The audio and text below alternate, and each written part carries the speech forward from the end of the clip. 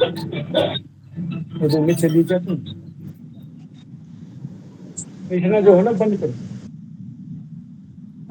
नमस्कार आप सभी को और उपस्थित सभी आदरणीय हिंदू वेलफेयर फाउंडेशन के सभी पदाधिकारियों को गजेंद्र सिंह दैया की तरफ से नमस्कार।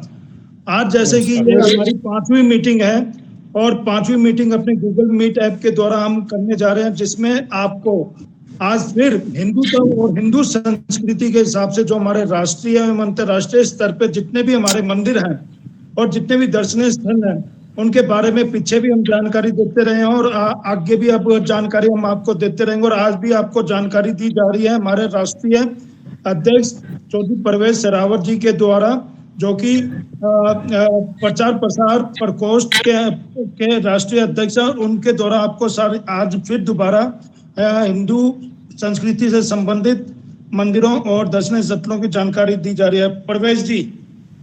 नमस्कार जी।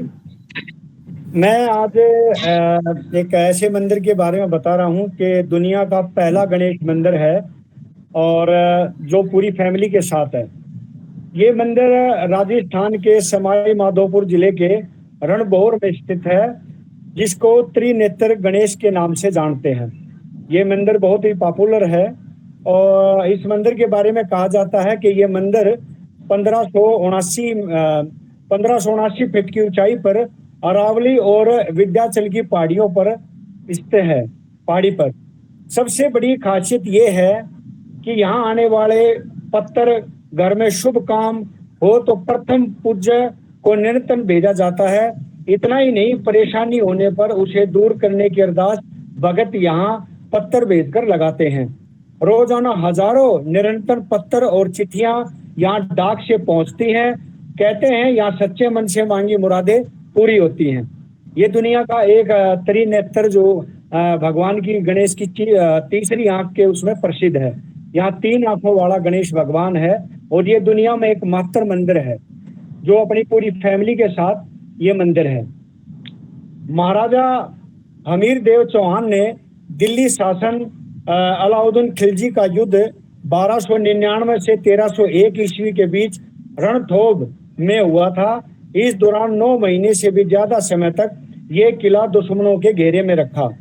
दुर्गम व राशन सामग्री समाप्त होने लगी, तब गणेश जी ने हमीर देव चौहान को सपने में दर्शन दिए और इस स्थान पर पूजा करने के लिए कहा जहां आज ये गणेश की प्रतिमा है। हमीर देव वहां पहुंचे तो उन्हें वहां प्रकट गणेश की प्रतिमा मिली। हमीर देव ने फिर यहाँ मंदिर का निर्माण कराया। ये कोई बनाई हुई तस्वीर नहीं है, ये पहाड़ से प्रकट हुई तस्वीर है गणेश भगवान की त्रिनेत्र वाली। त्रिनेत्र गणेश का उल्लेखन रामायण और द्वापर में भी मिलता है। कहा जाता है कि भगवान राम ने लंका कूच से पहले गणेश जी के इसी रूप का अभिषेक किया था। एक और मान्यता के अनुसार द्वापर में भगवान कृष्ण का विवाह रुक्मिणी से जब हुआ, इस विवाह में श्री गणेश जी को बुलाना श्री कृष्ण भूल गए थे। गणेश जी के वाहन मूषकों ने कृष्ण के रथ के आगे पीछे सब जगह खोद दिया था। कृष्ण को अपनी गलती का एहसास हुआ और उन्होंने गणेश को मनाया। तब गणेश जी हर मंगल कार्य करने से पहले पूजते हैं। कृष्ण ने जब गणेश जी को मनाया वह स्थान रणधोम था। इसी मंदिर के पास भगवान कृष्ण ने गणेश जी को मनाया था। यही कारण है कि रणथोम गणेश को भारत का प्रथम गणेश कहते हैं। मान्यता है कि विक्रमादित्य भी हर बुधवार को यहाँ पूजा करने आते थे। ये राजस्थान के माधोपुर के पास है। यहाँ पर ये मंदिर में भगवान गणेश त्रिनेत्र रूप में विराजमान है, जिससे तीसरा नेत्र ज्ञान का प्रतीक माना जाता है। पूरी दुनिया में ये एक मंदिर है जहाँ गणेश जी अपने पूर्ण परिवार, 2 पत्नी रिद्धि और सिद्धि एवं 2 पुत्र शुभ और लाभ के साथ विराजमान है। पूरी फैमिली के साथ यहाँ विराजमान है। देश के 4 स्वभू गणेश मंदिर माने जाते हैं, जिसमें रणभौर स्थित गणेश मंदिर जी को प्रथम माना जाता है। ये गणेश जी का बहुत ही विख्यात मंदिर है और यहाँ पे देश से विदेश से डाक द्वारा पत्थर आते हैं कोई भी शुभ कार्य के लिए। जब गणेश भगवान की आरती होती है उस समय ये डाक उनके सामने रख दिए जाते हैं आरती के टाइम पे, और हर भगत की मनोकामना भगवान गणेश पूरी करते हैं। ये राजस्थान के माधोपुर में है ये मंदिर।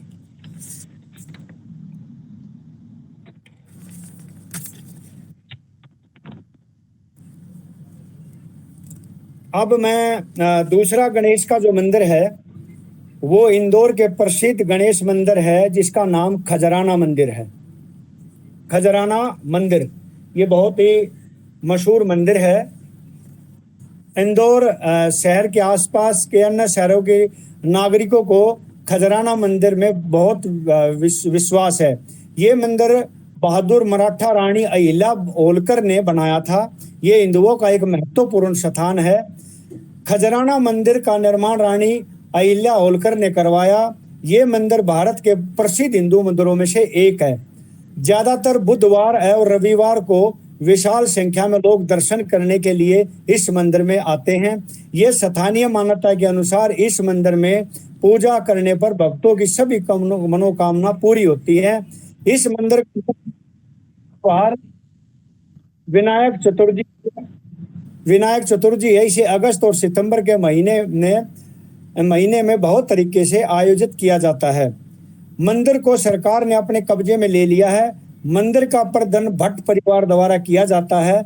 ऐसा माना जाता है कि औरंगजेब से मूर्ति की रक्षा करने के लिए मूर्ति को एक कुएं में छिपा दिया गया था।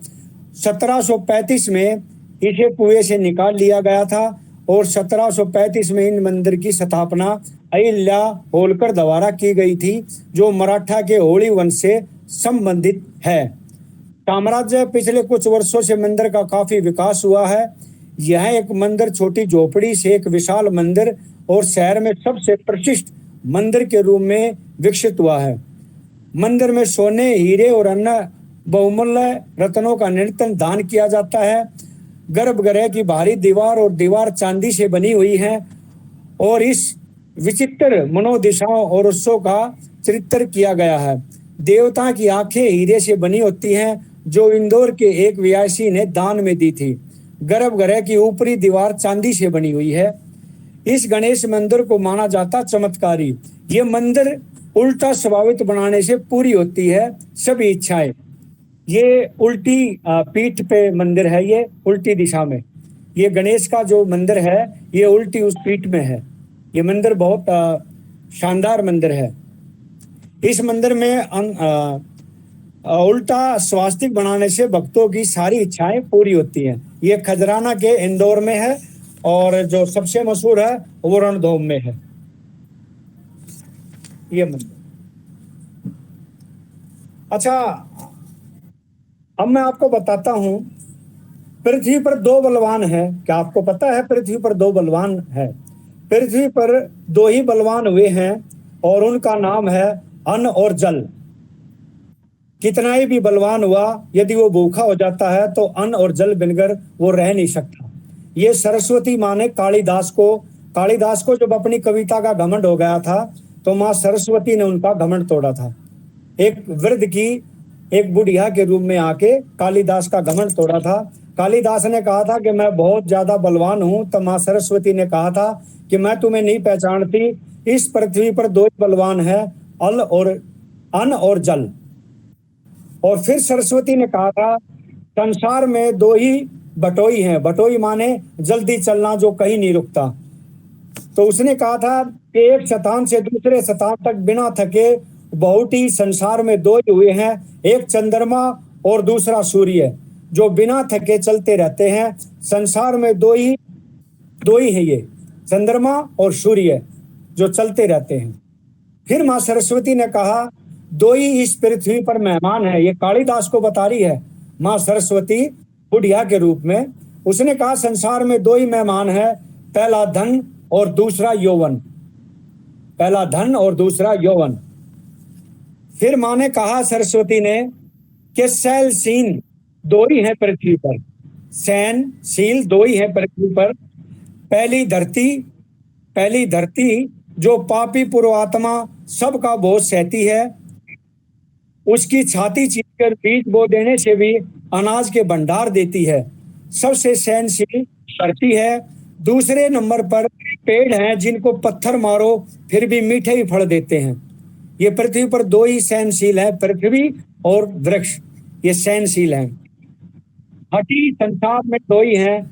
माँ ने कहा कि दो ही हठी हैं, पहला नख और दूसरे केश, जितना भी काटो बार बार निकल आते हैं। माँ सरस्वती ने उनको ये कहा। मूर्ख दो ही हैं, पहला राजा जो बिना योग्यता से भी सब पर शासन करता है, योगी ना होते हुए भी वो राजा बन बैठता है। दूसरा दरबारी पंडित जो राजा को प्रसन्न करने के लिए गलत बात पर भी तर्क करके उसकी सही सिद्धि करने की चेष्टा करता है, उनकी बात को सही मनवाने की चेष्टा करता है। ये माँ सरस्वती ने कालिदास को बताया था। अब जो है मैं जिसकी बात करता हूं वो है अरावण देवता। अरावण देवता, अरावण देवता का जो मंदिर है वो तमिलनाडु में अरावण की पूजा की जाती है। कई जगह इरावण के नाम से भी जाना जाता है। इरावण देव को किन्नरों का देवता माना जाता है, किन्नरों का देवता माना जाता है। इसलिए दक्षिणी भारत में किन्नरों को अरावणी के नाम से पुकारा जाता है। अरावणी देवता महाभारत के प्रमुख पात्रों में से एक थे और युद्ध के दौरान उनकी महत्वपूर्ण भूमिका थी। ये मौजूद इस मंदिर में सबसे अनोखी बात यह है कि यहाँ पर अरावण देवता का विवाह किन्नरों से किया जाता है, किन्नरों से किया जाता है। ये विवाह साल में एक बार किया जाता है और विवाह के अगले दिन ही अरावण देव की मृत्यु हो जाने पर साथ ही वैवाहिक जीवन भी खत्म हो जाता है। इसका संबंध महाभारत काल की एक अनोखी घटना से है। इस घटना का मैं जिक्र करता हूँ। जब महाभारत का युद्ध होने जा रहा था तो महाकाली ने इनसे एक महान योद्धा की बलि मांगी थी। अर्जुन का पुत्र उल्पी नागो की जो लड़की थी वो अर्जुन की पत्नी थी और उनका लड़का था अरावण। उनको भगवान कृष्ण ने बुलाया और उनको कहा कि तुमने इस युद्ध में अपनी बलि देनी होगी। उसने कहा कि भगवान मैं बलि तो दे दूंगा लेकिन मैं कवारा नहीं मरना चाहता, मैं कवारा नहीं मरना चाहता, मैं मेरा विवाह कर दिया जाए। लेकिन कोई भी उनसे विवाह करने के लिए राजी नहीं हुआ और स्वयं भगवान कृष्ण मोहिनी रूप में आकर और उनसे एक दिन के लिए विवाह किया था। भगवान कृष्ण ने इनके साथ मोहिनी रूप लगा करके इनसे विवाह किया था। और इनके बारे में मैं और बताना चाहता हूँ। जो ये रावण देवता का सबसे प्राचीन और मुख्य मंदिर है, ये विल्लमपुरम जिले के कुमगम गांव में है। ये मंदिर जो है विल्लमपुरम जिले के कुमगम गांव में है। कुमन गांव में हर साल तमिल नव वर्ष की पहली पूर्णिमा को 18 दिनों तक चलने वाले उत्सव की शुरुआत होती है। उस उत्सव में देश भर और विभिन्न देशों से किन्नर आते हैं। पहले 16 दिन खूब नाच गाना होता है और इसी हंसी खुशी शादी की तैयारी करते हैं। 17वें दिन पंडित द्वारा विशेष पूजा होती है, जिसके बाद रावण देवता के सामने मंदिर के पंडित की ओर से किन्नरों के गले में मंगलसूत्र पहनाया जाता है। रावण की मूर्ति से ये लोग शादी करते हैं। अंतिम दिन यानी 18वें दिन सारे कुमगम गांव में रावण की प्रतिमा को घुमाया जाता है और फिर उसे तोड़ दिया जाता है। उसके बाद दुल्हन बने किन्नर अपना मंगलसूत्र तोड़ देते हैं, साथ ही चेहरे पर किए गए सारे श्रृंगार को भी मिटा देते हैं, सफेद कपड़े पहन लेते हैं और खूब रोते हैं। उसके बाद अरावल उत्सव खत्म हो जाता है। कहने का मतलब 17 दिन तक ये जो है खुशी मनाते हैं और 18वें दिन ये मातम बनाते हैं, क्योंकि 18वें दिन ही रावण का वध हुआ था। 18 दिन चला था महाभारत का युद्ध, तो इसीलिए ये 18वें दिन मंगलसूत्र तोड़ देते हैं और अपना श्रृंगार जो है वो मिटा देते हैं। किन्नर समुदाय में भी गुरु की परंपरा का निर्णय पूरी तरह होता है। किन्नर समुदाय का गुरु भी खुद पैदाइशी किन्नर होता है। मान्यता है किन्नर के गुरु को इस बात का आभास हो जाता है कि उसके कौन से शिष्य की मौत कब होगी। किन्नरों की मृत्यु के बाद उसकी शव यात्रा रात को निकाली जाती है। कुंभ मेले में भी किन्नर समुदाय विशेष रूप से शामिल होते हैं। वैसे तो देश में साधुओं के 13 अखाड़े हैं, लेकिन अब किन्नरों ने भी अपना एक अलग सा अखाड़ा बना लिया है, जिसको मंडेश्वर लक्ष्मी नारायण त्रिपाठी कहते हैं। त्रिपाठी है इनके अखाड़े का नाम। किन्नरों से जुड़ी तमाम बातों में लोग आज भी इस बात से अनजान है कि आखिर अंतिम संस्कार कैसे और कब होता है। किन्नर अपने परिवार के किसी भी सदस्य की मृत्यु के बाद उसका अंतिम संस्कार आधी रात को अंधेरे में करते हैं, ताकि कोई उसे देख ना सके। इसके पीछे मान्यता है कि यदि कोई मृत किन्नर का अंतिम संस्कार देख ले तो वो अगले जन्म में एक बार फिर किन्नर के रूप में जन्म लेता है। मृत किन्नर को जलाने की बजाय उसे जमीन में दफनाया जाता है और इससे पहले उसे चप्पलों से पीटा जाता है। मान्यता है कि ऐसा करने से मृत किन्नर के उस जन्म में सारे पाप का प्रायश्चित हो जाता है। किसी सदस्य की मौत के बाद किन्नर समाज उसका मातम नहीं मनाता, क्योंकि उनका मानना है कि मृत किन्नर को नरकीय जीवन से मुक्ति मिल गई। किन्नर बहुचारा माता की पूजा करते हैं और प्रार्थना करते हैं कि अगले जन्म में वह किन्नर के रूप में पैदा ना हो, न ले कभी बद्दुआ। ये जो है किन्नर किसी को भी नहीं बताते और रात को ये दफनाते हैं और उसके बाद ये खुशी बनाते हैं कि अगले जन्म में भी ये किन्नर ना बने। कभी भी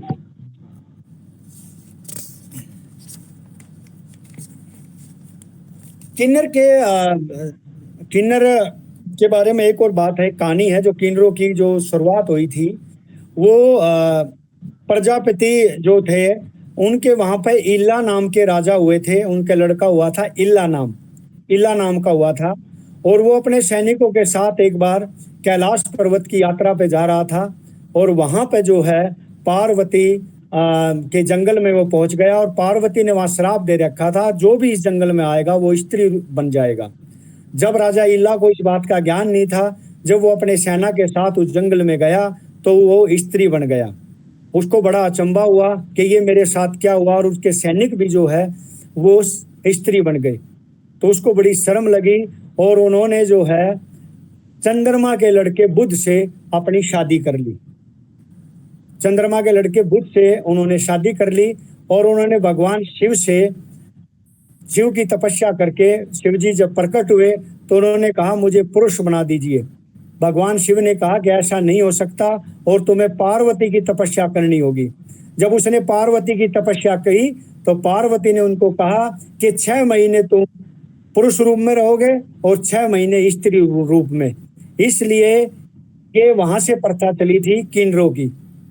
वो 6 महीने आके राजा राज करते थे और 6 महीने पार्वती के वन में रहते थे अपने पति बुध के साथ। तो ये वहां से इनकी किन्नरों की उत्पत्ति हुई थी।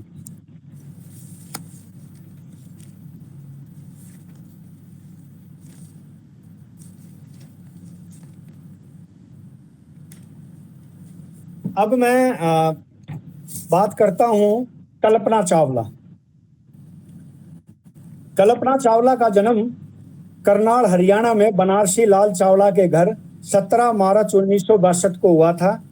4 भाई बहनों में सबसे छोटी थी कल्पना चावला। अंतरिक्ष में जाने वाली प्रथम भारतीय। उन्होंने अमेरिका की नागरिकता ले ली थी। अमेरिका के उनकी मां का नाम संजोती था। कल्पना ने फ्रांस के जॉन पियर से शादी की थी, जो एक फ्लाइंग कंट्रैक्टर से पियर से शादी की, जो एक फ्लाइंग इंटरेस्ट थे। कल्पना फिर अपने सपनों को साकार करने 1982 में अंतरिक्ष विज्ञान की पढ़ाई के लिए अमेरिका रवाना हुई।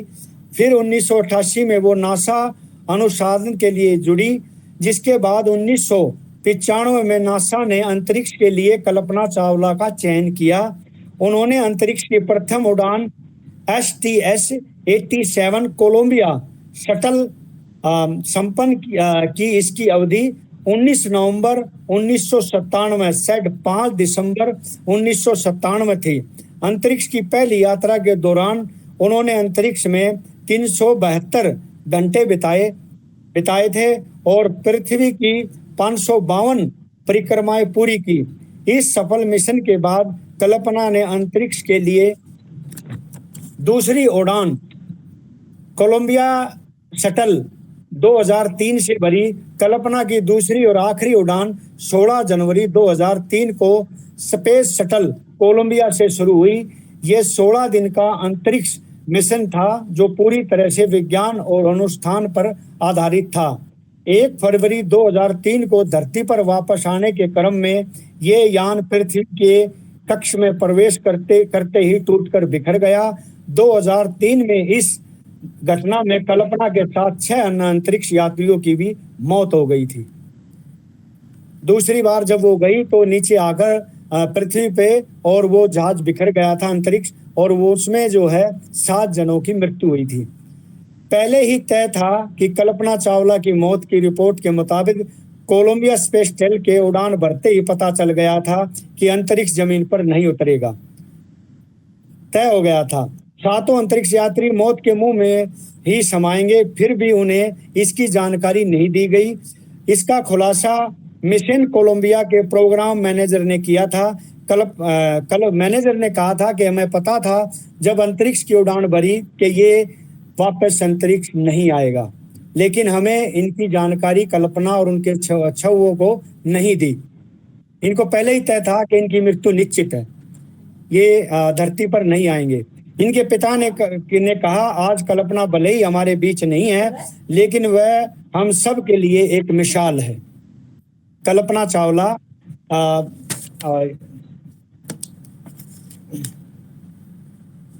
मिसाल है।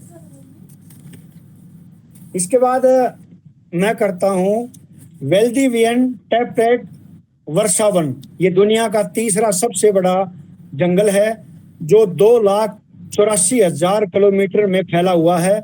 ये जंगल चिली और अर्जेंटीना में फैला हुआ है। अर्जेंटीना में फैला हुआ है। यहाँ का मौसम हमेशा ही नम रहता है। दक्षिणी अमेरिका में 40% जंगल है, 70% चिली में ये जंगल है। इस जंगल में डायनासोर के समय से मौजूद एक पेड़ है, साथ ही पृथ्वी पर दूसरा सबसे पुराना पेड़ है जो 3600 वर्षों तक जीवित रह सकता है।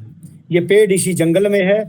ये पेड़ 5 मीटर की ऊंचाई 5 मीटर और ऊंचाई में 60 से 115 किलोमीटर की ऊंचाई तक पहुंच सकता है। ये इसी जंगल में है।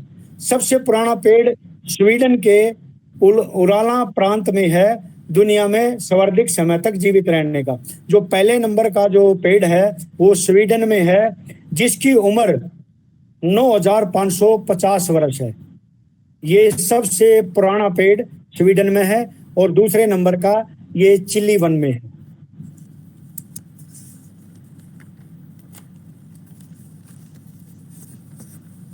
अब मैं बताता हूं आपको पेरिस के निकट पेरिस के निकट वायरस पैलेस यूरोप के सबसे बड़े महलों में से एक है। इसमें 1800 कमरे हैं। इस भव्य इमारत को फ्रांस के राजा लुई 14वें ने अपने निवास के रूप में बनाया था। फिनलैंड की खाड़ी पर स्थित इस महल का उद्घाटन रूसी जॉर्ज पीटर द ग्रेट ने 1723 में किया था। वायरस में ऊंची छतें तथा बड़े बड़े दरवाजे सोने से सजाए गए हैं, जिनमें सूर्य देवता अपोलो तथा राजा लुइस के भी चिन्ह हैं, जिन्हें सूर्य राजा के नाम से जाना जाता है। पेड़ों की कतारों वाले विशाल बगीचे तथा तालाबों को आद्रेलिनाएं, 1400 फव्वारे, 400 नई प्रतिमाएं तथा 40 लाख ट्यूलिप्स से सजाया है। सन 1769 में जैक्स ने डिजाइन किया था। फिर फ्रांसीसी क्रांति के दौरान 6 अक्टूबर 1789 को भीड़ महल में घुस गई थी तथा इसकी भीतरी सजावट को नष्ट कर दिया था। इसके पुण्य निवास का कार्य 1837 में शुरू हुआ, तब से निरंतर जारी है। 250 एकड़ से भी अधिक क्षेत्र में ये महल फैला हुआ है और इन दिनों ब्रिटेन महारानी का मुख्य निवास, जहां महारानी इस महल में निवास करती है, विक्टोरिया इस महल में निवास करती है। एक करो।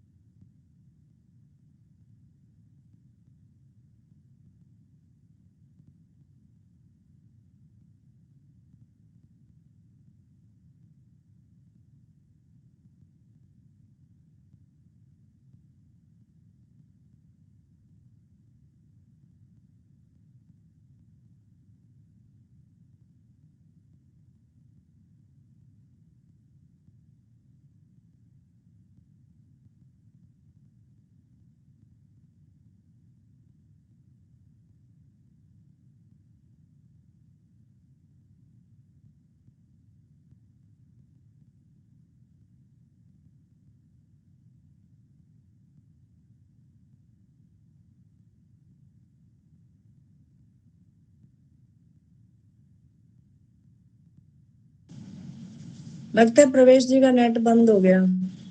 आ गए प्रवेश जी।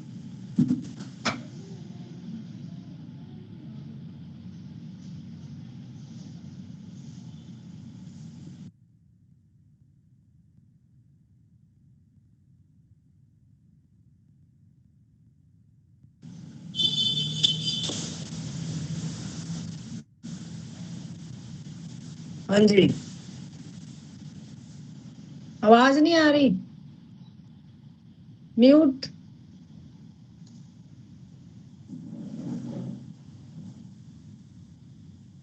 क्यों?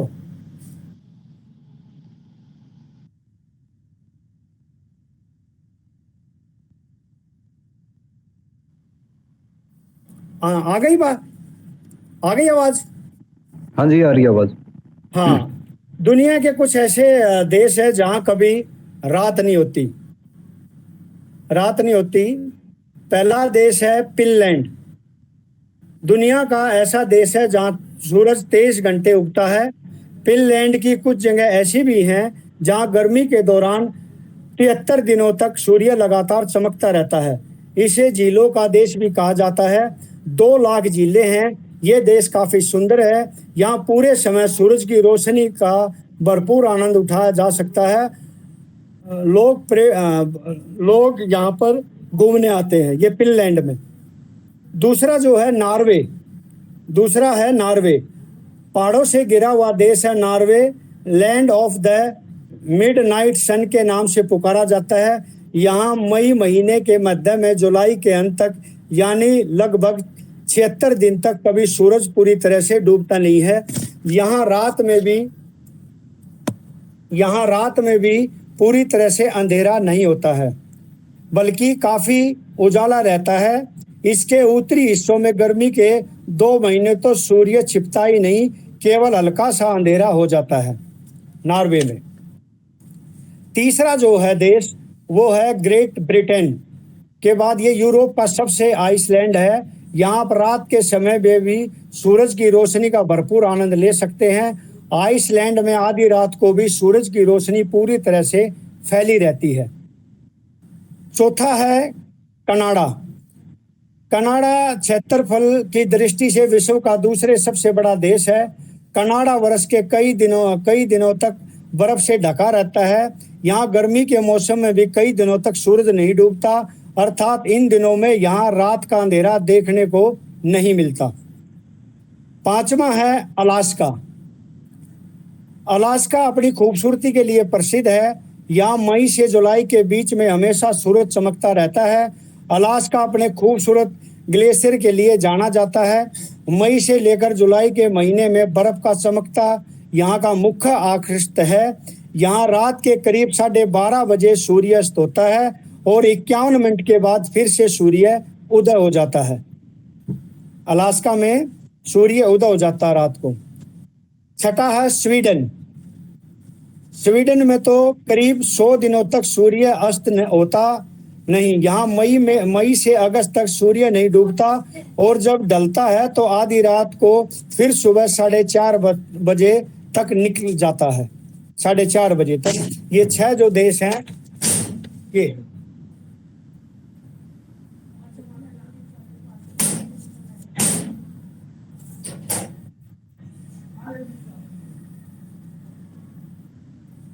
मलाला यूसुफ का जन्म। मलाला, अब मैं मलाला के बारे में बताना चाहूँगा।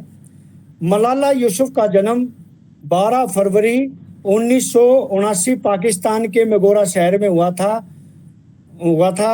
ये वहाँ की छात्रा थी। 13 साल की उम्र में ही तहरीक तालिन शासन के अत्याचारों के इसके बारे में बताऊँगा। तालिबान ने लड़कियों पर पाबंदी लगा दी थी। उनका पढ़ाई लिखाई बंद कर दी थी। उनको बाजार जाने के पाबंदी लगा दी थी। वहाँ पर लड़कियों पर बड़ा अत्याचार हो रहा था। 400 स्कूल तालिबानों ने ढा दिए थे। लड़कियों की पढ़ाई बंद करवा दी थी। सड़कों पर निकलना दूभर हो गया था और इसकी लड़ाई मलाला ने लड़ी थी। ये कुल 13 साल की उम्र में ही इसने कलम थमा दी थी और इन्होंने लड़कियों पर जुल्म होने के इन्होंने कलम उठाई थी और उग्रवादियों का सामना किया था। वहां पर इन्होंने कहा था भाई जो भी स्कूल में आएगा उसको उग्रवादियों ने कहा था हम गोली मार देंगे। तो ये मलाला जो थी ये स्कूल में गई थी और इन पर गोलियों से हमला हुआ था, जिसमें ये घायल हो गई थी, जिसमें ये घायल हो गई थी, जिसमें ये घायल हो गई थी। और वर्ष 2009 में तालिबान ने साफ कहा था कि 15 जनवरी के बाद एक भी लड़की स्कूल नहीं जाएगी। जो मानने से इनकार करेगा वह अपनी मौत के लिए खुद जिम्मेदार होगा। जब स्वात में तालिबान का आतंक कम हुआ तो मलाला की पहचान दुनिया के सामने आई और वह उनको अवार्ड दिया गया। इनको जो है इन पे 2009 में हमला किया था उग्रवादियों ने, इनके सिर पर गोली मारी थी और ये इनको इलाज के लिए लंदन भेजा था और लंदन में इनको डॉक्टरों ने बड़ी मकसद से बचा लिया, इनको बचा लिया था। और इन्होंने वहाँ पर औरतों के साथ, लड़कियों के साथ अत्याचार होने पर इन्होंने वहाँ आवाज़ उठाई थी। और इनको जो जो पुरस्कार मिले उनके बारे में मैं आपको बताऊंगा। ये अक्टूबर 2012 में 2012 में स्कूल से लौटते वक्त उन पर आतंकवादियों ने हमला किया। वह बुरी तरह घायल हो गई थी। बाद में इलाज के लिए ब्रिटेन ले जाया गया, जहां डॉक्टरों ने अगत प्रयासों से उन्हें बचा लिया, उनको बचा लिया गया था, बचा लिया गया था।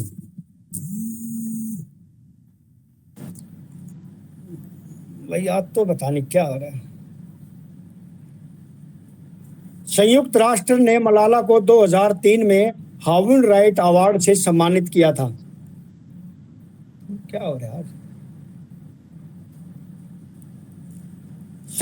लंदन में जब इनके इलाज किया, जब ये बच गई थी तो इन्होंने वहां भी आवाज उठाई थी और संयुक्त राष्ट्र ने मलाला को 2013 में ह्यूमन राइट अवार्ड से सम्मानित किया था। अमान्य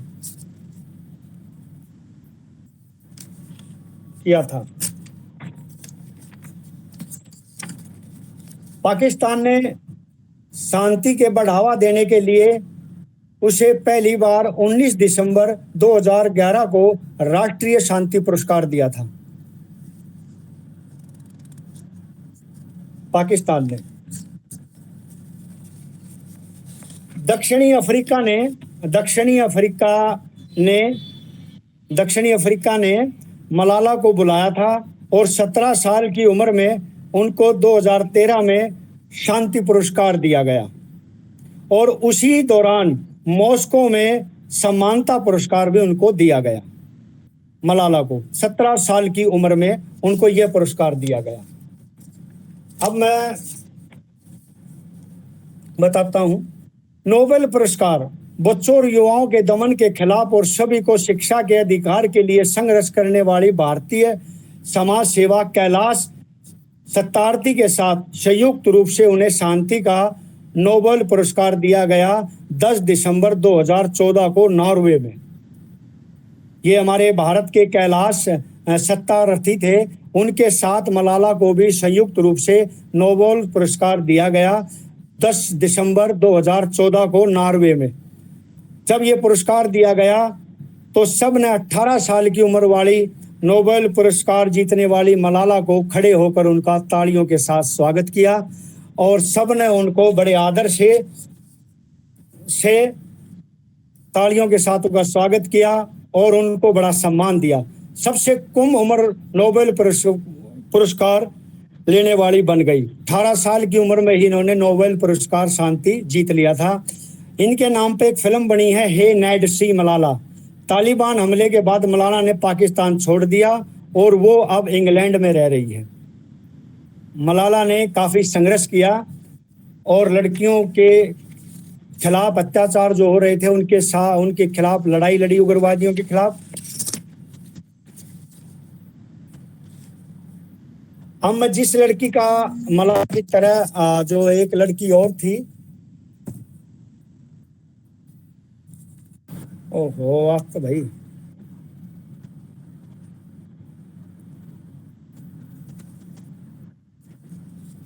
मलाला की तरह एक ही लड़की और थी, उनका नाम था अल्मे हेलन। अल्मे हेलन का जन्म अप्रैल 1999 को सीरिया के शहर दारा में हुआ था। सीरिया गृह युद्ध छिड़ जाने के बाद 2014 में उनका परिवार जॉर्डन चला गया था। अल हेलन को लड़कियों की शिक्षा की वकालत करने के लिए नेतृत्व किया गया। बाल विवाह के लिए वो लड़कियों के लिए लड़ी। छोटी सी उम्र में शादी करने के बाद उनके माँ बाप स्कूल में नहीं पढ़ाते थे लड़कियों को, इसके खिलाफ भी वो लड़ी और उन्होंने काफी बड़ी लड़ाइयाँ लड़ी सीरिया में, और उनको दूसरी मलाला के नाम से सीरिया में जानते थे। उनका जो है, उन्हें भी शांति नोबेल पुरस्कार मिला है और मलाला की वो दोस्त है। मलाला की हेट वेट नॉर्वे में ही उनसे हुई थी और दोनों की मित्रता हुई, और इन दोनों लड़कियों ने काफ़ी संघर्ष किया, काफ़ी लड़ाइयाँ लड़ी और उग्रवादियों के खिलाफ काफ़ी लड़ाई लड़ी इन्होंने सीरिया में और तालिबान में।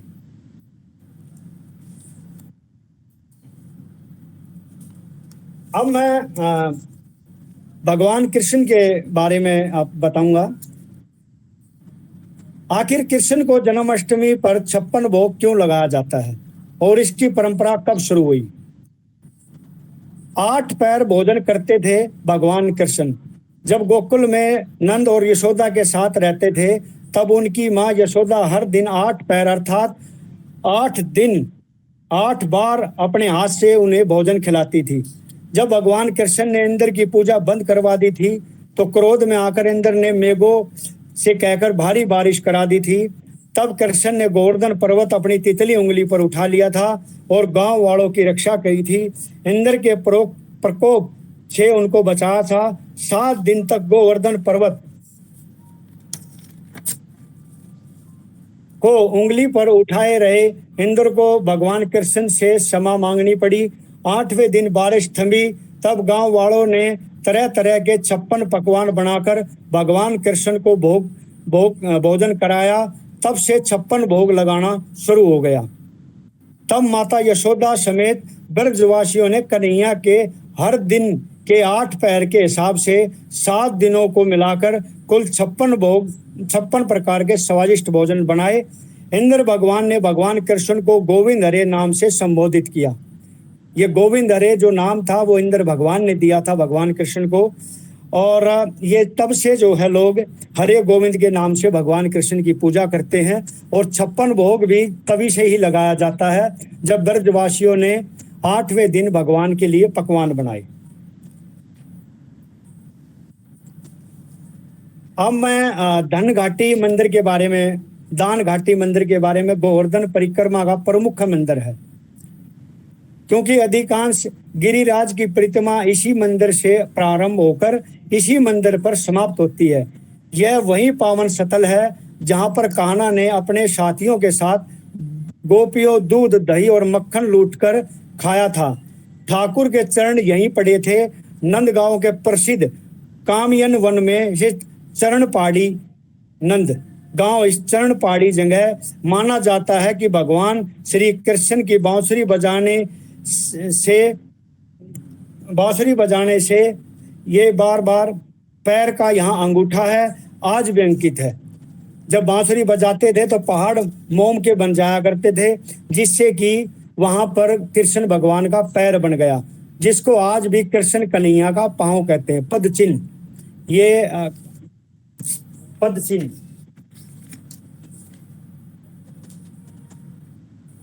भगवान कृष्ण के अंगूठे का निशान है। यहाँ पे भगवान शंकर के साथ गाय चराई थी। भगवान शंकर ने भी बाल रूप में आकर भगवान कृष्ण के साथ यहाँ गाय चराई थी। भगवान शंकर के साथ गाय चराई थी। बांसुरी की मधुर ध्वनि से पहाड़ पिघल गया और यहाँ उनके पैरों के चिन्ह बन गए। प्रसिद्ध कामयाखा में ध्यान कुंड है। लुका छिपी का खेल खेलने लगे। सभी गोपियों ने अपनी आंखें बंद कर ली और कृष्ण निकट ही पर्वत की गंधरा में प्रवेश कर गए। सखियां कृष्ण को ढूंढ न सकी, इस पर वे बहुत चिंतित हुई। कृष्ण का ध्यान करने लगी। तब श्री कृष्ण कंधरा से प्रवेश करके पहाड़ी के ऊपर प्रकट हुए। इस पहाड़ी पर गाय और बछड़े चल रहे थे और ग्वाल बाल खेल रहे थे, उनके पैरों के निशान भी यहाँ आज मिलते हैं।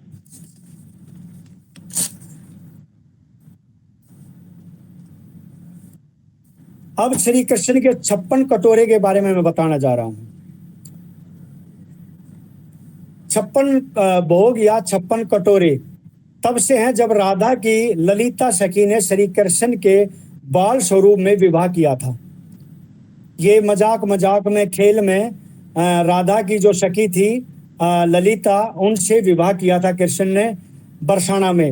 राधा मंदिर से ऊपर ललिता का मंदिर है।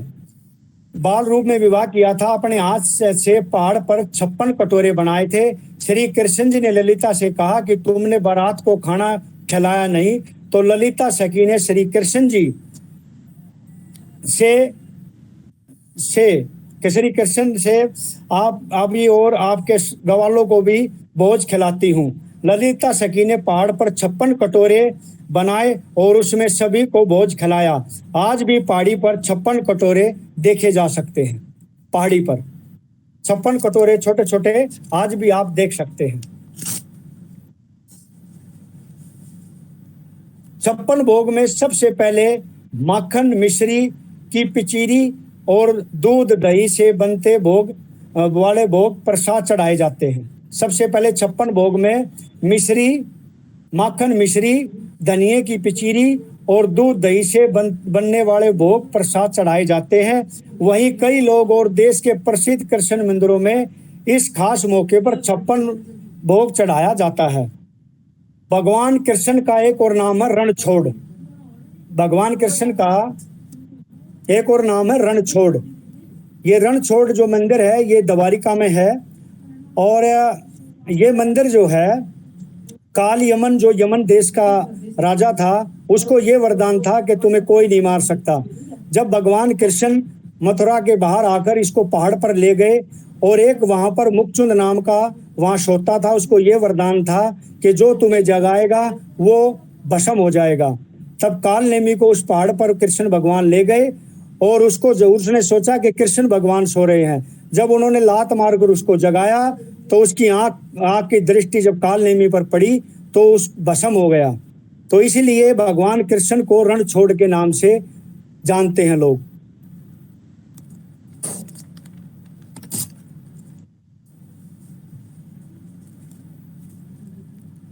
अब मैं एक मंदिर और बताता हूं, पूछरी का ललोटा मंदिर।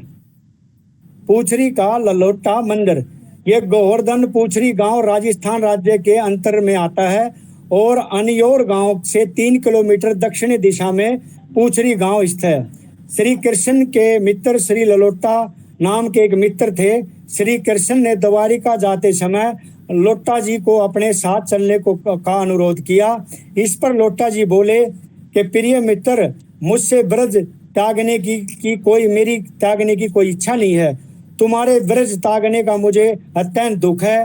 अतः तुम्हारे ब्रज में आने तक मैं अन्न जल छोड़कर प्राणों का त्याग यहीं पर कर दूंगा। जब तुम यहाँ आवेगा तब मेरा नाम लोटा सार्थक होगा। श्री कृष्ण ने कहा, सखा ठीक है, मैं तुम्हें वरदान देता हूँ कि बिना अल जल के तुम स्वस्थ और जीवित रहोगे। तभी से लोटा जी पूछरी में बिना खाए पिए तपस्या कर रहे हैं। श्री गोवर्धन का आकार एक मोर के सक्षम है। श्री राधा कुंड उनके जीवा है और श्री कृष्ण कुंड चिहुक है। ललिता कुंड ललाट है और पूछरी नाचते हुए मोर के पंखों के समान है। पूंछ के शतान है, इसलिए इस गांव का नाम पूछरी प्रसिद्ध हुआ। ये पूछरी जो है, ललोटा मंदिर जो है, ये वहीं पे है, लोटा जी मंदिर पूछरी गांव में। अब मैं बात करता हूं वृंदावन में गोपेश्वर मंदिर के बारे में। ये महादेव का ऐसा मंदिर है जहां हर दिन 16 श्रृंगार किया जाता है। इस मंदिर को गोपेश्वर महादेव मंदिर के नाम से जाना जाता है। यहाँ मौजूद शिवलिंग की स्थापना भगवान कृष्ण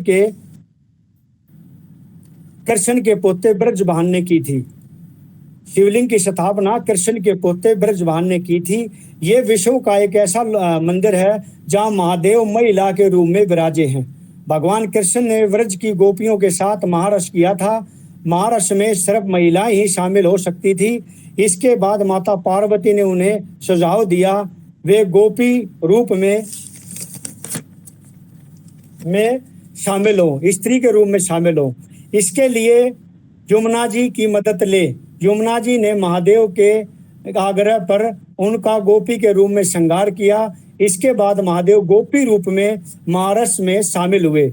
भगवान कृष्ण ने उन्हें पहचान लिया और महादेव की कृष्ण भगवान ने पूजा की और निवेदन किया। कृष्ण भगवान ने कि इस रूप में ब्रज में ही रहने का आग्रह किया।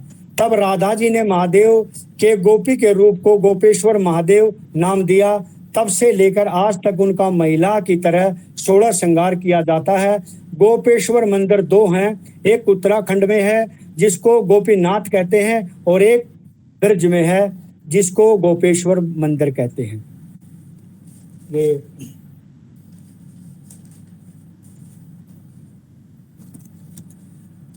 अब मैं भारत में पहली बार आयुर्वेदिक साबुन अंग्रेजों ने 1990 के दशक में से लेकर आए थे।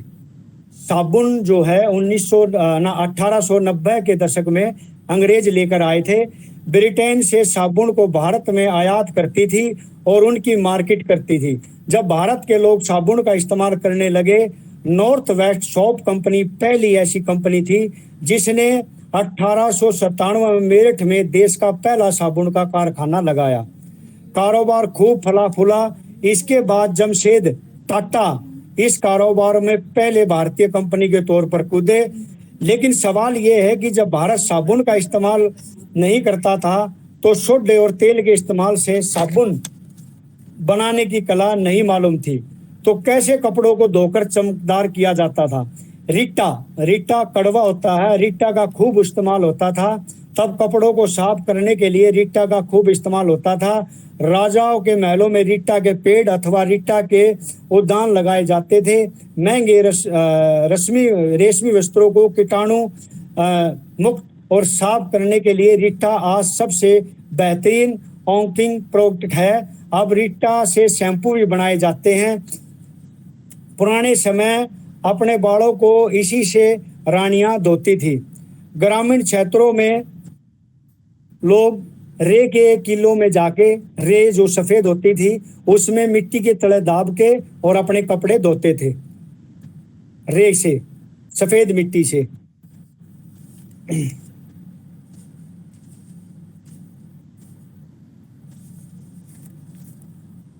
अब मैं करता हूं छत्तीसगढ़ के बिलासपुर जिले के रतनपुर गांव की। बिलासपुर से 25 किलोमीटर यहाँ शिव प्रसाद तमोली 77 वर्ष 39 सदस्यों का संयुक्त परिवार है। इस परिवार में 11 बहुएं हैं। बहुओं की सास गीता का 2010 में निधन हो गया था। जब वह जीवित थी तो बहुओं को अपनी बेटियों की तरह प्यार करती थी। उन्होंने अपनी बहुओं को पूरी आज़ादी दे रखी थी। सास गीता देवी को भी ये संस्कार अपनी सास से ही मिले थे। 11 बहुओं ने अपनी सास का मंदिर बनवाया,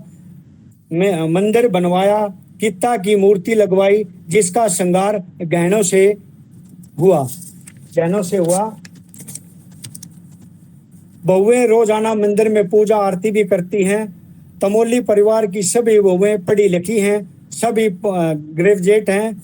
वे पुरुषों के कारोबार का हिसाब रखने में भी मदद करती हैं और हर महीने अपनी सास के मंदिर में जाकर पूजा अर्चना और जागरण भी करवाती हैं।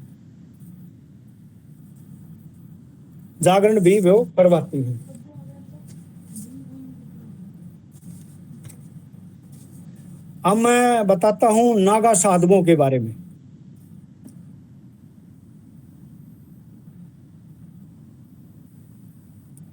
जो नागा साधु हैं, नागा अभिवादन मंत्र ओम नमो नारायण। पहला जो मंत्र है नागा का अभिवादन मंत्र ओम नमो नारायण।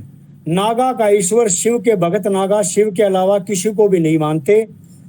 तीसरा नागा वस्तु त्रिशूल, डमरू, रुद्राक्ष, तलवार, शंख, कुंडल, कमंडल, कड़ा, चिमटा, कमरबंद या कोपिन, चिलम, दूनी अलावा बपूत आदि रखते हैं। चौथा, नागा का कार्य गुरु की सेवा, आश्रम का कार्य प्रार्थना, तपस्या और योग क्रिया करना है। पांचवा, नागा दिनचर्या। नागा साधु सुबह 4 बजे बिस्तर छोड़ने के बाद नित्य क्रिया व स्नान के बाद श्रृंगार पहला काम करते हैं। इसके बाद हवन, ध्यान, बरजोली, प्राणायाम, कपाल क्रिया व नौली क्रिया करते हैं। पूरे दिन में एक बार शाम को भोजन करने के बाद ये फिर से बिस्तर पर चले जाते हैं। छठा, 7 अखाड़े ही बनाते हैं नागा। संतों के 13 अखाड़ों में 7 सन्यासी अखाड़े ही नागा साधु बनाते हैं। ये हैं जूना, महानिर्वाणी, निरंजनी, अटल, निगरी, आनंद और आह्वान अखाड़ा। अब 7वां जो है नागा इतिहास। सबसे पहले वेद व्यास ने संगठित रूप से वनवासी सन्यासी परंपरा शुरू की। इसके बाद सुखदेव ने फिर से ऋषि और संतों ने परंपरा को अपने तरीके से नया साकार दिया। बाद में शंकराचार्य ने 4 मठ स्थापना कर 10 नामी संत प्रदान का गठन किया। बाद में अखाड़ा की परंपरा शुरू हुई। पहला अखाड़ा अखंड आहान अखाड़ा सन 547 ईस्वी में बना था। 547 ईस्वी में। नाग परंपरा। माना जाता है कि नाग नाथ और नागा परंपरा गुरु दत्तात्रेय की परंपरा की शाखाएं हैं। नवनाथ की परंपरा और सिद्धों की बहुत ही महत्वपूर्ण परंपरा माना जाता है। गुरु मच्छिंद्र नाथ, गुरु गोरखनाथ, साईनाथ बाबा, गजानंद महाराज, कनिफा बाबा, रामदेव, तेजाजी महाराज, चौरंगी नाथ, गोपीनाथ, चुंगरनाथ, भरतरी, जावरदली आदि कुंभड़ नाथों से ज्यादा रही है। नौमा, नाथा उपाधि। 4 जगहों में होने वाले कुंभ में नागा साधु बनने पर उन्हें अलग अलग नाम दिए जाते हैं। इलाहाबाद के कुंभ में उपाधि पाने वाले को 1 नागा उज्जैन में, 2 खुन्नी नागा हरिद्वार में, 3 बर्फानी नागा नासिक में उपाधि पाने वाले को, 4 खिचड़िया नागा कहा जाता है। इससे ये पता चल पाता है कि उसे किस कुंभ में नागा बनाया गया था, इससे ये पता लगता है। अब है 10वां, नागाओं के पद में। नागा में दीक्षा लेने के बाद साधुओं को अपनी वीरता के आधार पर पद भी दिए जाते हैं। कोतवाल, पुजारी, बड़ा कोतवाल, भंडारी, कोठारी, बड़ा कोठारी, महंत और सचिव उनके पद होते हैं। सबसे बड़ा और महत्वपूर्ण पद सचिव का होता है। सचिव का सबसे बड़ा पद होता है। 11, कठिन परीक्षा नागु साधा बनने के लिए लग जाते हैं। 12 वर्ष नागा पंथ में शामिल होने के लिए जरूरी जानकारी हासिल करने में 6 साल लगते हैं। इस दौरान नए सदस्य एक लंगोट के अलावा कुछ नहीं पहनते। कुछ मेले में अग्रिय प्रण लेने के बाद वे लंगोट भी त्याग देते हैं और जीवन भर यूं ही रहते हैं। अब 12वां है नागा और शिक्षा और दीक्षा। नागा साधुओं में सबसे पहले ब्रह्मचारी बनने की दीक्षा दी जाती है। इस परीक्षा को पास करने के बाद महापुरुष दीक्षा होती है। बाद ही परीक्षा खुद के यजोपित और पिंडदान की होती है। फिर विजवान कहा जाता है। ये जिंदा ही अपना पिंडदान करते हैं। नागा बनने से पहले ही अपना जिंदा ही पिंडदान करते हैं, जिसको विजवाहन कहा जाता है। विजवाहन कहा जाता है। अंतिम परीक्षा दिगंबर और फिर श्री दिगंबर की होती है। दिगंबर नागा एक लंगोटी धारण कर सकता है, लेकिन श्री दिगंबर को बिना कपड़े के रहना पड़ता है। दिगंबर नागा की इंद्रियां तोड़ दी जाती है। दिगंबर बाबा की कहाँ रहते हैं नागा बाबा? नागा साधु अखाड़े के आश्रम और मंदिरों में रहते हैं। कुछ तप के लिए हिमालय या ऊंची पहाड़ियों गुफाओं में जीवन बिताते हैं। अखाड़े के आदेश अनुसार ये पैदल भ्रमण भी करते हैं। इसी दौरान किसी गांव की नहर पर झोपड़ी बनाकर धूनी रमाते हैं। बखोल नागा साधु। बखोल नागा साधु किसे कहते हैं? उन्हें शरीर पर सिर्फ भस्म लगाने की आज्ञा होती है और इस भस्म को ही वे अपना श्रृंगार मानते हैं। उसके मुताबिक इस विभूति व रुद्राक्ष धारण तथा अपने सारे बालों का त्याग करना होता है। सिर पर शिखा भी नहीं रख सकते या श्री संपूर्ण जटा को ही धारण करना पड़ता है। केवल एक समय भिक्षा मांगकर वह 7 घरों से अधिक नहीं लेते हुए भोजन करना पड़ता है। अब बात करते हैं महिला नागा की। महिला नागा बाबा की जो अपने बारे में हैरत अंगेज बात यह है कि महिला नागा बाबा बनने के लिए 6 से 12 साल तक ब्रह्मचर्य का पालन करना अनिवार्य होता है। जो महिला बाबा बनना चाहती है उनको अपने गुरु को ये बात यकीन दिलाना होता है कि वह हमेशा ब्रह्मचर्य का पालन करेगी। इस परीक्षा को भली भांति उत्तीर्ण होने के पश्चात श्री गुरु उनको महिला नागा की श्रेणी में रख दीक्षा देते हैं। फलस्वरूप वह पूरी तरह से बाबा कहलाने लगती है। यहाँ चौंकाने वाली बात यह है कि महिला नागा बाबा बनने के लिए पुरुषों की भांति ही इन्हें भी अपना पिंडदान करना पड़ता है, जो एक महिला के लिए बड़ी बात होती है। ऐसा कहा जाता है कि पिंडदान के बाद महिला का सिर मुंडन भी करवाया जाता है, जिसे अक्सर कराने से ज्यादातर महिलाएं बहुत अधिक कतराती हैं। अखाड़े के महाबलेश्वर की माने तो जब नागा पुरुष निवस्त्र रहते हैं, वही महिला नागा बाबा को एक पीला वस्त्र धारण करने का अधिकार होता है। नागा साधु बन जाने के बाद उसे माता की उपाधि प्रदान की जाती है और सभी नागा महिलाओं को माता के नाम से पुकारने लगते हैं। ससम से कह सकते हैं कि महिला नागा बनना बच्चों का खेल नहीं होता। अवधि कदम दर कदम हमेशा अनवधि किसी न किसी चुनौतियों और कठिनाइयों का सामना करना होता है। कुल मिलाकर कहा जाए तो महिला नागा बाबा बनने के लिए इतनी अधिक कठिन परीक्षाओं से गुजरना होता है कि शायद कोई आम महिला ही पूरा कर पाती होगी। वाकई इन सभी नागा बाबाओं को एक सैनिक की भांति तैयार करना पड़ता है और आम दुनिया से कहीं अलग और सशक्त बनाना होता है। महिला नागा बनना को आम बात नहीं है। इस सैनिक सन्यासी बनने के लिए कम से कम 15 साल तक ब्रह्मचर्य का पालन करना पड़ता है। जो भी महिला नागा बाबा साधु बनना चाहती है उसे पहले अपने गुरु को विश्वास दिलाना होता है कि वह इस सैनिक को साधु बनने के वो लायक है। महिलाएं नागा साधु बनने से पहले जिस अखाड़े से जुड़ना चाहती हैं वो अखाड़ा पहले उस महिला के जन्म से जुड़ी सभी चीजों की जांच करता है। जब महिला अपने गुरु से दीक्षा लेने जाती है उससे पहले उस महिला को सब साबित करना होता है। उसे अपने परिवार और समाज से किसी तरह का मोह नहीं। अगर महिला इस परीक्षा में पास हो जाती है तभी उसे दीक्षा मिलती है।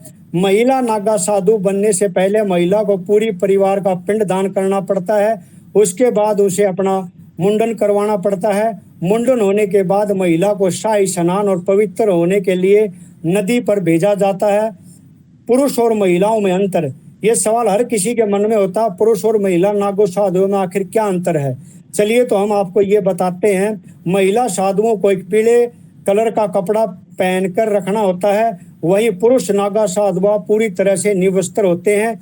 इतना ही नहीं, महिला नागा साधुओं को पुरुष नागा साधुओं के साथ ही रहना पड़ता है।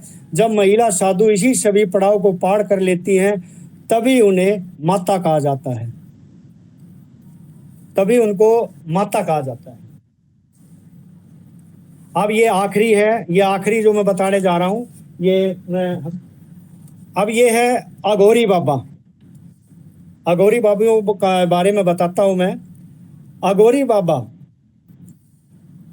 अघोरी बाबा सुनते हैं कि नशों में एक विस्त घिनौना सा रूप आ जाता है। भस्म का स्नान, मनुष्य का मांस भस्म करने वाला तंत्र मंत्र सीधा जोड़कर देखा जाता है। अघोरी शब्द का संस्कृत पात्र में तर्पण है, अज्ञानता के अंधकार से ज्ञान के प्रकाश की ओर है। साथ ही शब्द को पवित्रता और सभी बुराइयों से मुक्त शुद्धता भी समझा जाता है। किंतु अघोरियों का रहन सहन और शुद्धता के एकदम विरुद्ध ही दिखते हैं। अघोरियों की इस रहस्य दुनिया से जुड़े नवीनतम पक्ष लेकर आया हूं। आप इस बहुत ही महत्वपूर्ण चर्चा में सम्मिलित होइए। मैं नागा बाबा के बारे में, अब अघोरी बाबा के बारे में आपको बताता हूं। कठोर जीवन, पहला नंबर कठोर जीवन। इनका जीवन अत्यंत कठोर होता है। ये 24 घंटे खड़े होकर शिव गायत्री मंत्र का जाप करते हैं। ऐसा करने के पश्चात ये शिव का श्राद्ध कर्म करते हैं। वर्षों तक धूप वर्षा ठंड से शव को तपाते हैं, हठ योग करते हैं। जैसे कुंभ के मेले में ये प्रण लेते हैं कि एक पैर पर खड़े रहना है जब तक कुंभ का मेला है। यदि उस बीच ये पैर को जमीन पर रखते हैं तो इसका अर्थ है कि ये अगले कुंभ मेले तक एक पैर पर ही खड़े रहेंगे। इस प्रकार इनका जीवन बहुत कठिन कठोर तपस्या से भरा होता है। ये किसी से कुछ नहीं मांगते, जो भी मिल जाता है पशु व कुत्ते के साथ मिलकर एक ही पात्र में खाते हैं। दूसरा नंबर, इंसानों का कच्चा मांस खाते हैं ये। इस बात से लगभग सब अवगत ही होंगे कि अघोरी कच्चा मांस खाते हैं। ये अघोरी सदैव यात्री के समय शमशान घाट में रहते हैं और अध जले शवों को निकालकर उनका कच्चा पक्का मांस खाते हैं। शरीर से प्रभावित होने वाले द्रव अर्थात जब शरीर डिंग पौज होती है तो शरीर का रक्त पानी की तरह बहने लगता है, उसी का ये सेवन करते हैं जो असने गंध से भरा होता है। इसके पीछे उनकी मान्यता है कि ऐसा करने से उनकी तंत्र करने की शक्ति में प्रबलता होती है। वहीं जो बातें आप जनमानस को विदेश लगती हैं, अघोरियों के लिए वो उनकी साधना का एक महत्वपूर्ण भाग है। अब मैं तीसरी जो बात करता हूँ, शिव और शिव का उपासक। अघोरी खुद को पूरी तरह से शिव में तत्लीन करना चाहते हैं। शिव के पंच रूपों में से एक रूप है अघोर। शिव की उपासना करने के मध्य ये अघोरी शव के ऊपर बैठकर साधना करते हैं। शव से शिव की प्राप्ति का ये रास्ता अघोर पंथ की निशानी है। ये अघोरी 3 तरह की साधनाएं करते हैं। शव साधना, जिसमें शव को मांस और मदिरा का भोग लगाया जाता है। दूसरी शिव साधना, जिसमें शव पर एक पैर पर खड़े होकर शिव की साधना की जाती है, जैसे माँ काली शिव पर पैर रखकर करती थी। और शमशान साधना, जहाँ हवन यज्ञ किया जाता है। साथ ही ये साधना में सदैव किसी मजबूत शरीर का उपयोग करते हैं, ना कि किसी बालक का। चौथा, शिव की वजह से ही ये धारण करते हैं नरमुंड। शरीर का श्रृंगार ये भस्म से करते हैं, क्योंकि शरीर ही इनका वस्त्र अंग। आपने अघोरियों चित्र देखी होगी तो ये जरूर पाया होगा कि उनके पास हमेशा एक इंसानी खोपड़ी त्रिशूल जरूर रहती है। अघोरी बाबा मानव खोपड़ियों को भोजन के पात्र के रूप में प्रयोग करते हैं, जिस कारण इसे कपालिया कहा जाता है। कहा जाता है कि ये प्रेरणा उन्हें शिव से मिली है। कंद वादाओं के अनुसार एक बार शिव ने ब्रह्मा का मस्तक अहंकार उत्पन्न होने के कारण खंडित कर दिया था और उनका सिर लेकर उन्होंने पूरे ब्रह्मांड के चक्कर लगाए थे। शिव के इसी रूप के अनुयायी होने के कारण अघोरी भी अपने साथ नरमुंड रखते हैं। अब है 5वां, स्वभाव से रूखे किंतु सबसे बड़े दानी। अघोरी भले ही स्वभाव से रूखे होते हैं, किंतु अपने पुण्य फल को देने में एक ही क्षण की प्रतीक्षा नहीं करते। ये जन कल्याण की भावना से प्रेरित होकर कार्य करते हैं। इनकी आंखों में बहुत क्रोध दिखता है, किंतु मन से ये बहुत ही शांत होते हैं। इनकी आंख लाल होती है और अंधेरे में अगर जो इनको देख ले तो आदमी डर जाए, लेकिन ये अंदर से बहुत नरम होते हैं, शांत होते हैं। छठा है बालक की तरह अमोद। ये बालक की तरह अमोद भी हैं। जैसे एक बालक मल मूत्र गंध दुर्गम सुगंध से मुक्त रहते हैं, ठीक वैसे ही अघोरी भी धरणा से मुक्त होकर शव में मस्त मोला बनकर ये जीते हैं। तपस्या में अंतर। नागा साधु और अघोरी के तपस्या में काफी अंतर देखने को मिलता है।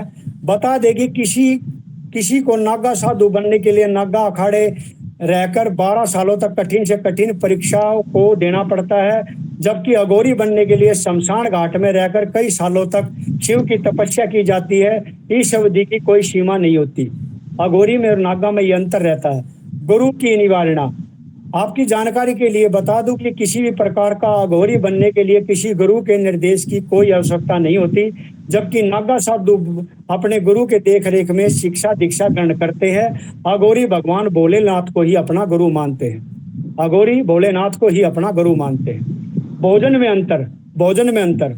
अघोरी बाबा और नागा साधुओं के भोजन में भी काफी ज्यादा अंतर देखने को मिलता है। बता दें कि नागा साधु हो या अघोरी, दोनों ही मांस का सेवन करते हैं। आपको कुछ शाकाहारी नागा साधु मिल सकते हैं, लेकिन कोई ऐसा अघोरी नहीं मिलेगा जो मांसाहारी ना हो।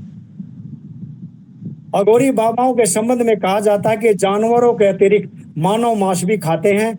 आपको नागा साधु बिना कपड़ों के कुंभ मेले में अवसर पर और मौनी अमावस्या के दौरान स्नान करते हुए दिख जाएंगे, जबकि अघोरी बाबा जानवरों की खाल अथवा किसी वस्त्र को अपने शरीर पे लपेटे रहते हैं।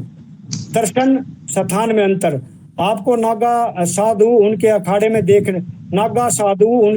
में देखने को मिल जाएंगे और अक्सर को मेले के दौरान दिखाई देते हैं और उनके बाद हिमालय में चले जाते हैं, जबकि अघोरी बाबा आपको कहीं भी मिल जाएंगे।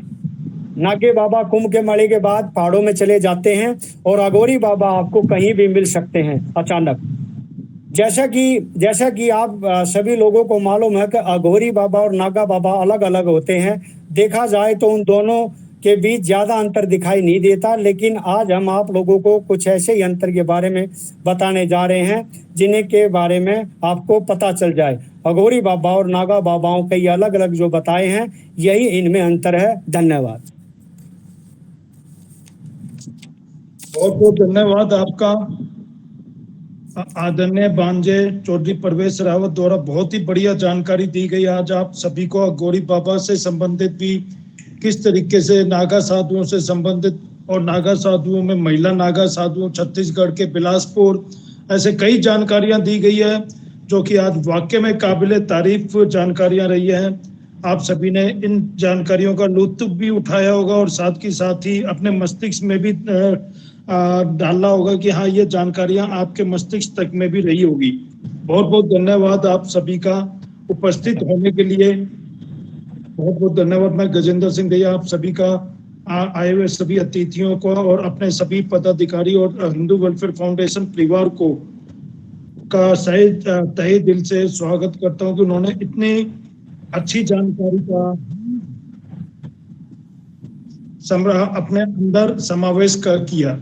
धन्यवाद आप सभी का और प्रवेश का बहुत बहुत धन्यवाद। धन्यवाद।